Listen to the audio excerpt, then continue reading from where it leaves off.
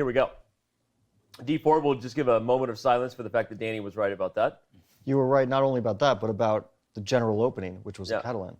The general opening, though, I don't know that I can fully take credit for that. I anticipated C4, which, of course, for those following the match closely, could have transposed us directly into the position we had in Game 2, but alas, that was not meant to be. B3 was played, a flexible approach designed to kind of get things messy a little bit in the move order. And I want to not pause until we get to this first moment here where C4 was met by the move Queen to C2, which Robert called for. Kind of a really important little maneuver, but an important idea, Robert. Right. The pawn is pinned to the bishop, and that way white doesn't have to take with the pawn on C4 and compromise the queenside pawn structure with two isolated pawns. So, and the follow-up was brilliant after this, where he says, you can have my pawn. I'm playing knight D2. If you take on B3, I take with knight. The whole board opens up, and white is ahead in development. Yeah, and to see all the variations we got into with bishop b6, knight f to d4, you should re-watch the live broadcast because we did have a lot of fun and it was instructive in real time. But we will summarize this position as saying Jan was not interested in this, played knight to c6, but most importantly followed knight c6, Fabi, with what Robert called one of the best moves he's played yet in the World Championship. Yeah, I think that Jan handled the opening surprise, and we can, I think, safely say knight b to d2 was a big surprise for him. Yep. It's pretty much an unknown idea. It's something that Magnus and his team cooked up. But Jan decided not to go for the sharp lines where he's under pressure. He has material, but he's under pressure. And he played an excellent move, b5. This eases Black's development very significantly because he's developing with gain of tempo. Yep. The knight has to move from the square, and there are no crushing tactics in order here. And so after the knight, C moves to e5. We had knight to b4. Queen b2, bishop b7, and then we also spent a lot of time debating between the two retreats for this knight here, and ultimately applauded Jan for his decision, Robert, to go for the slightly more challenging, even though it seems a slightly more awkward retreat. Right, because it creates tension between the pieces, and if the knight had gone to d5 instead, that's a more advanced square, but it's not threatening anything and could potentially be kicked out of there. So I like the move knight to c6. It was a great choice by Jan, and as we saw over the next series of moves, it felt like Black was doing just fine. Yeah, we catch up again to the live position here, and after knight c6, knight d3, keeping the pieces on the board, bishop b6, bishop g5, rook d8, and now after bishop takes f6, we all talked about this moment with much anticipation because there were two choices for Jan. He could have taken with the queen, and we should give credit to the challenger, regardless of the result of this game, that even though this was probably a safer approach for him to head toward an endgame that he's in good shape to hold, he played g takes f6, the more challenging move, keeping the queens on the board despite what that did to his kingside pawn structure.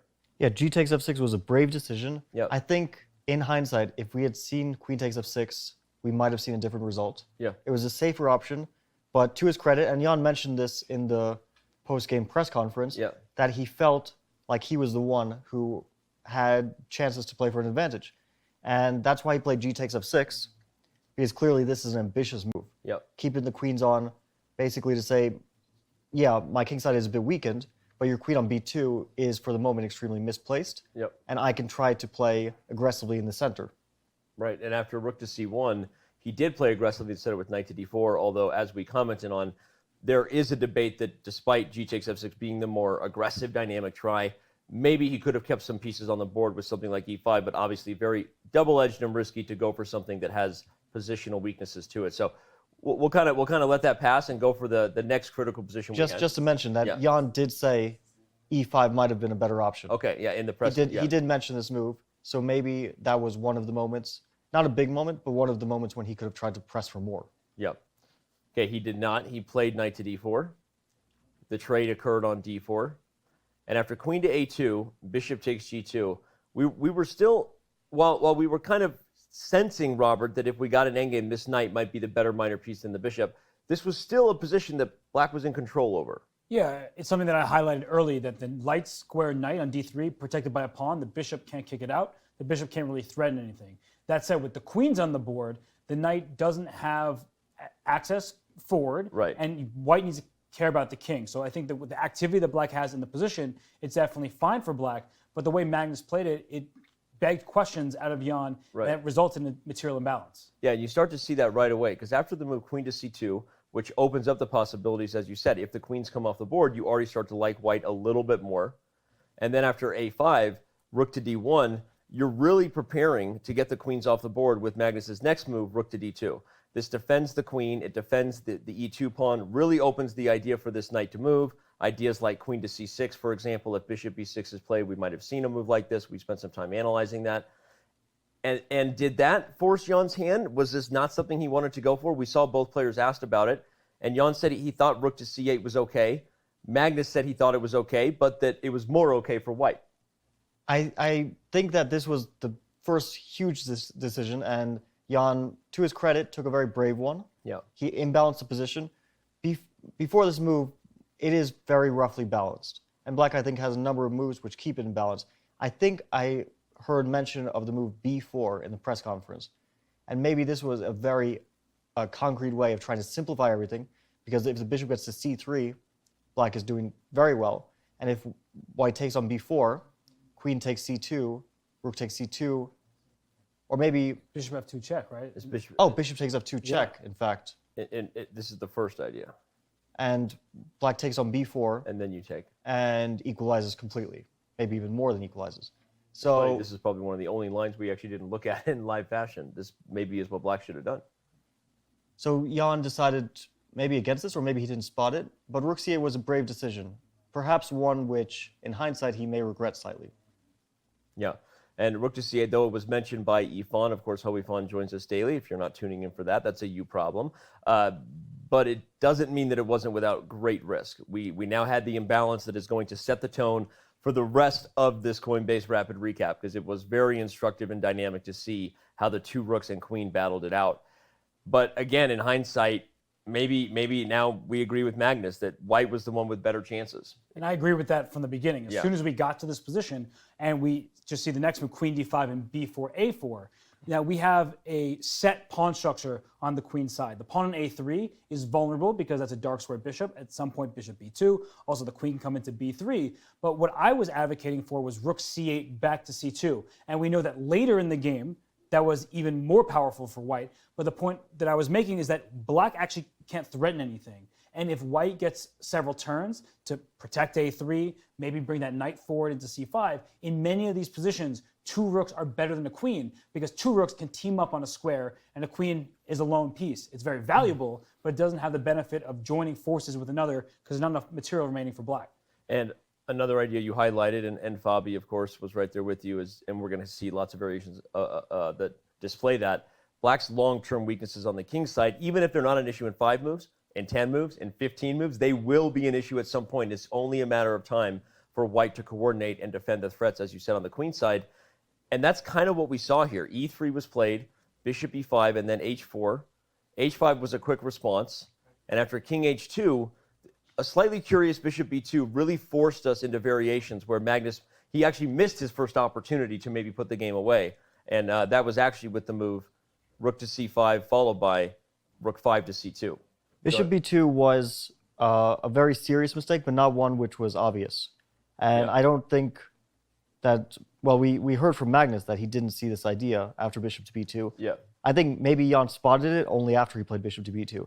But we mentioned during the game that queen to b3 would probably lead to a draw, but it's a difficult decision for black as well, because he allows the invasion of the rooks.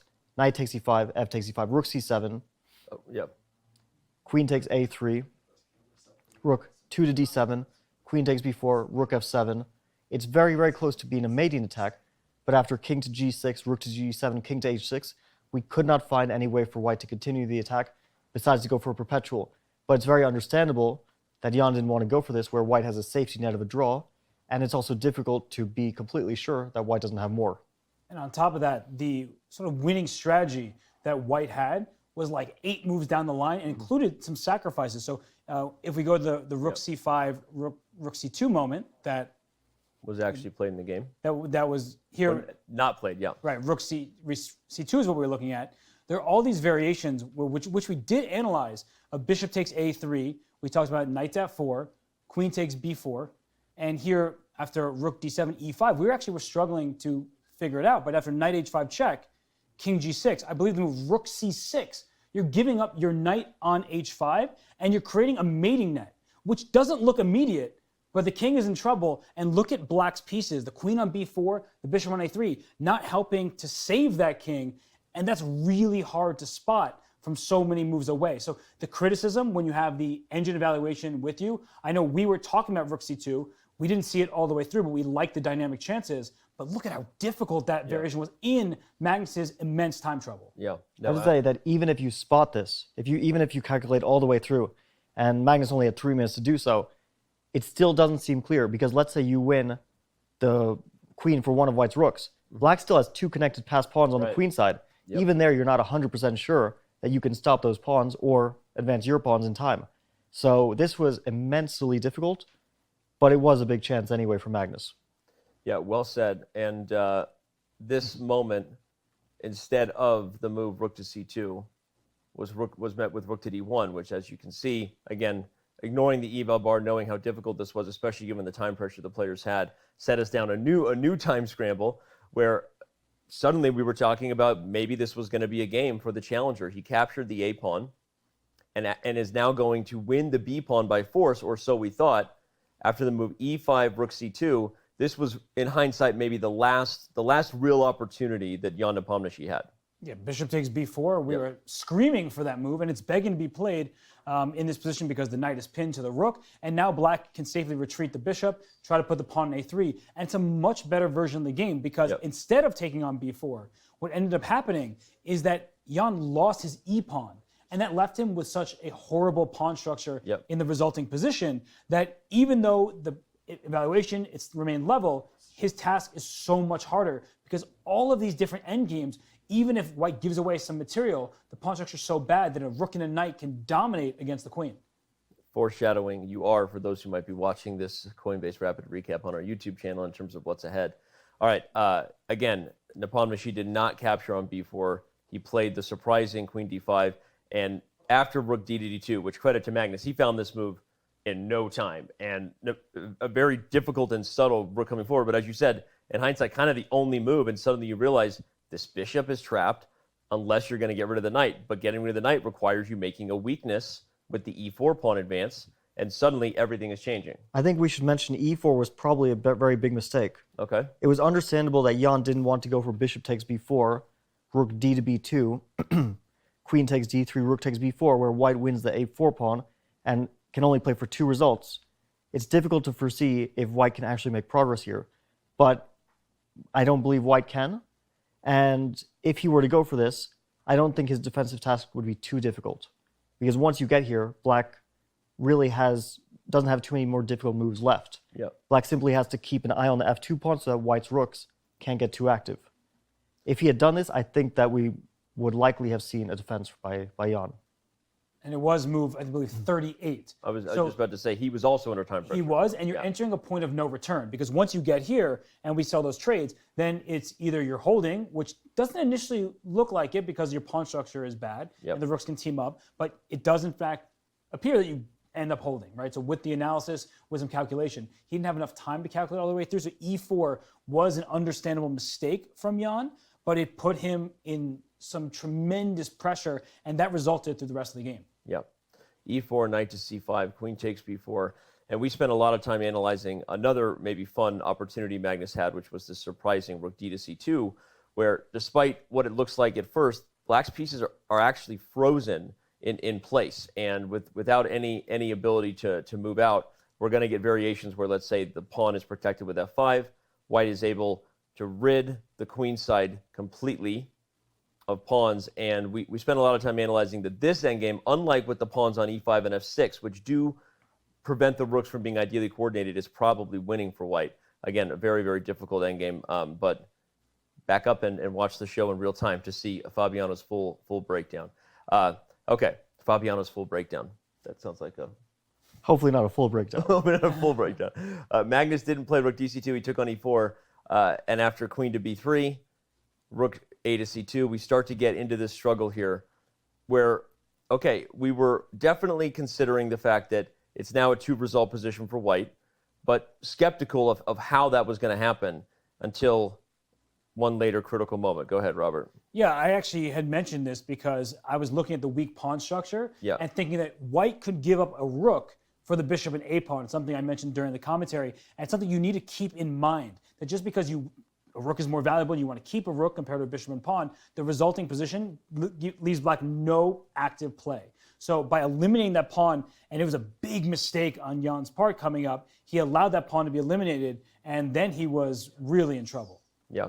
And you could already foreshadow, if you just imagine the bishop and pawn off the board for either of these rooks, you realize just how perfect and solid White's structure is and how difficult it will be for black to defend. So the maneuvers that continued were kind of logical and clear until we reached one critical moment, which really in the end may have been the critical moment because it surprised all of us in that Jan, I used the word at the time during the live show, careless. Maybe that was harsh. It just felt a little bit short-sighted in the potential that White had here with the mistake that was made. I think this is certainly a careless mistake. And with Magnus's last move, king to g1, king g1 to h2, he showed that predicting a draw almost. I was already predicting a quick draw because it seemed like they were both shuffling their kings. Mm-hmm. King g1 to h2 doesn't prepare anything. In fact, the only idea of it is to provoke queen e4 because suddenly the king is in the line of that bishop. There's a pin on a g3 pawn. So he's in a way asking, well, why don't you give queen e4 a shot? King h2, the king can't go anywhere. So if black were to play king g6 here, king g7, a move like that, I don't believe White has anything better than to keep shuffling. I'm curious to see, well, we'll never see, but I would have been curious to see what Magnus would have done if Jan kept shuffling. Maybe we would have seen a draw. Maybe Magnus had some idea in mind, but it's not very clear what that is. Well, as you said, king h2 provokes the idea that the g pawn is pinned, and apparently that was all the provoking that Jan needed because he played queen e4, and Magnus's trap had been laid. He now takes on a3, allowing the queen to take h4, and then with the great follow-up king g1, and you suddenly realize the pawn can't really be taken by the bishop because White will capture back and eventually get out of checks, and that changes everything. We're suddenly in a dynamic where the a pawn is gone, and you didn't even have to lose your rook because of it. We're going to get a lot more moves now where essentially White spends the next 15 or so moves coordinating the two rooks in the knight to be in their best possible position to eventually make way over here against the weak kingside structure. Knight e2, the pieces maneuver, queen e4 check. F3 definitely turned a little bit of our heads, right, Robert? Well, I was wondering why he was thinking, so I figured he was going to play the move f3, and I guess he thought that he couldn't win without making that move because there's so many times where black tries to move the pawn to h4. If the king's ever on h2, you need to leave the h file with your king before playing h4 as black, but that was the problem that he foresaw. So he ends up playing f3, and that gave him more time to maneuver around, and eventually it led him into a very promising position. F3 was followed by f4, and we suddenly saw another reason why f3 was playable because surprisingly, you don't even have to keep the pawn there. Once you dislodge the bishop, these pawns can't be protected, which means the fortress is starting to show some holes. Again, White's pieces coordinate incredibly well over the coming series of moves. We should highlight that f5 was a move we were talking about as an eventual requirement, as risky as it was to put pawns on these weak squares, because you have to prevent White from making progress here. Yeah, all of these moves that Magnus made, yeah, they don't differ so much from other moves in terms of evaluation, but the thing that he did, which was amazing, was that he kept the position tense and full of life. He didn't allow it to simplify for a long time until they were both low on time. Right. And he realized that although the evaluation or the objective evaluation is probably close to equal or simply equal with perfect play, black is the one who has to make the more difficult decisions here. Right. And already here we were starting to see, even two moves before, so we were starting to see that black was getting in trouble with this f5 pawn, which is very difficult to defend long term because the bishop can't ever defend it, and it can be attacked by two rooks but only defended by one queen. Well, and as soon as White had the opportunity, the pawns did start to fall. Now, Jan, to his credit, was tenacious and would not go away. Queen to d3 now forces an even more forcing idea, which I would love to say if you wanted to pause the video and see the transition Magnus made. It's certainly an educational one, not to mirror yourself for the type of advantage you have, but just mirror yourself to the idea of winning. And Robert, he sacrificed on f7, a tactic you saw coming. And with this, you win a bishop and pawn for the rook, but really put White in a position where there was no longer doubt that White was the only one who could win, and that it would be very difficult for black to hold. Yeah, there was a practical problem earlier with the pawn on e3. Yeah. The bishop and the queen were lined up. at that point, the white rooks could not actually defend because of the looseness of the other rook. So here, he goes for this. He says, I have a rook, a knight, and 2 pawns, and I can play this game out. I'll make a pawn move when I have to, but he was in no rush. And Magnus showed great technique in rerouting his pieces. Keep asking Jan questions like, where's your queen going to go? What's the best square? Can you stop my pawn from going to e4? Is that devastating? Jan actually was playing very well here, and it was only much later in the game, after tons and tons of shuffling, that Jan eventually made an error, but that's because he was exhausted. It was nearing midnight in Dubai, and Magnus was relentless in the pressure he put on. Yeah, one of the educational things, speaking of a relentless approach by Magnus, is how the knight maneuvered, consistently putting itself in a spot. Both of you highlighted a couple times that your former childhood coach talks about the knight being such a key defender to the king, how a knight can dominate a queen in close proximity. That's a theme that not only paid dividends here, but ultimately helped him convert on the advantage at the end of the game. We see keeping the knight close to the king allows you to have security and allows you to maneuver, and eventually allowed Magnus to push his advantage as soon as he could with these pawns getting rolling up the board. This was move 110, and as soon as he played it, we knew that we weren't going to have a repetition, a threefold repetition. We wouldn't have a 50-move draw, and that we would more than likely be making history today with the longest ever World Chess Championship game in history, which, of course, was the previous record of 124 moves between Korchnoi and Karpov in 1978. But this game was on pace to break that, and break that it did. I think that this whole endgame was Magnus at his best. Yeah. Even though it looked like he was moving in circles for a long time, he always kept control of the position, and he always slowly made progress. He knew that he had time. Black has no counterplay, so he played with absolute patience, and with every move we felt white is making progress. Yep. Even though the objective evaluation in this position and in most of these positions was a draw, it felt harder and harder for Jan to keep defending it until at some point it was just too difficult to handle.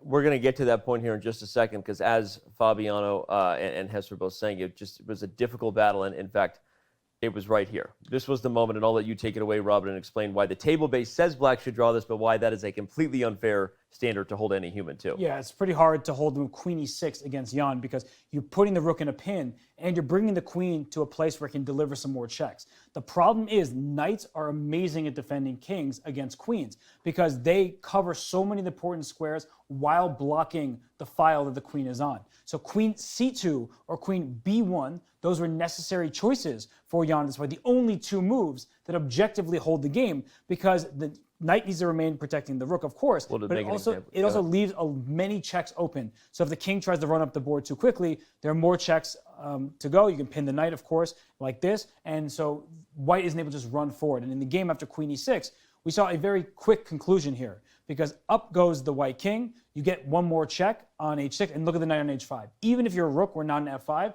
the knight covers f4, it covers f6, and it blocks the check on the file that it's on, which means that the queen is just parried by that one knight. And then we saw a really beautiful move next, where Magnus was able to push his e-pawn because the rook on f5, not attacked, knight g7 check is a winning fork, and after e6 was played, the rest, as they say, was history. Yep. Jan played a couple more moves with queen g6 and then rook f7, again showing the line that queen e6 does not work, because this endgame, although it makes black feel a little better maybe, but they don't play for almost ease and feeling good. This is still a lost endgame. If you know your king and pawn endings, white goes on to win easily. And so with that not being an option for the Russian, he ran the king away, or tried to, but after f5, queen g1 and knight to g7, we did indeed finally have a resignation, with, again, just a brilliant display there of how pieces can outplay the queen together, how perseverance and pushing hard, especially the practical nature of using the clock as a weapon. Objectively, this game was a draw for many, many moves, yet it feels in hindsight that the result for Magnus was never in doubt. Yeah, this was a game that was marred at the start by some serious errors. To be fair, very understandable errors, because it was such a complicated position and they were low on time.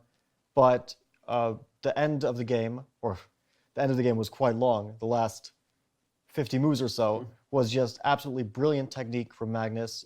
Very tenacious defense as well, but Magnus didn't never let up on the pressure. And when you never let up on the pressure, at some point your opponent cracks, and that's exactly what happened. In case you didn't see, our partners at Coinbase are sponsoring Chess.com's coverage of the 2021 FIDE World Championship, and boy, are we thankful. Whether you're an experienced trader, been doing this for years, or just thinking about making your first crypto purchase, Coinbase is the place to go. Visit coinbase.com/chess and get $5 in free Bitcoin when you sign up and verify your account today.